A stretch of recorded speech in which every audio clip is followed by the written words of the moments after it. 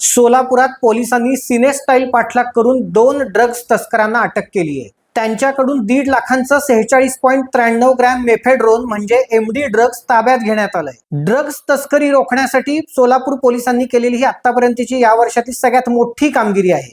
त्याचं झालं असं, बुधवारी दिनांक 22 एप्रिल रोजी संध्याकाळच्या सुमारास जेलरोड पोलीस ठाण्याचे पोलीस अधिकारी पेट्रोलिंग करत होते। विजापूर वेस्ट मार्गे पुढे रूपाभवानी मंदिराच्या दिशेने त्यांना एक कार संशयास्पदरित्या वेगाने जाताना दिसली। पोलिसांनी त्या कारचा पाठलाग सुरू केला, पण ती कार तुळजापूर रोडच्या दिशेने निघून गेली। जेलरोड पोलिसांनी याची खबर तामलवाडी पोलिसांना दिली। तामलवाडी पोलिसांनी तामलवाडी टोल नाक्याजवळ नाकाबंदी केली। हे पाहून कारमधील दोघांनी पुन्हा यू टर्न घेऊन गाडी पिंपळा रस्त्याकडे वळवली। काही अंतरावर गाडी सोडून पळण्याच्या प्रयत्नात असतानाच पोलिसांनी या दोघांना पकडलं।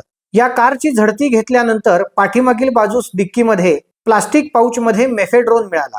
त्याचं पिशवीसह वजन 49.41 ग्रॅम भरलं। मेफेड्रोन, एक इलेक्ट्रॉनिक वजन काटा आणि कार असा एकूण 8.5 लाखांचा मुद्देमाल पोलिसांनी जप्त केलाय। 16 फेब्रुवारी 2024 रोजी 11.80 ग्रॅम, 28 सप्टेंबर 2025 रोजी 29 ग्रॅम, 10 ऑक्टोबर 2025 रोजी 36 ग्रॅम ड्रग्जची तस्करी पोलिसांनी रोखली होती।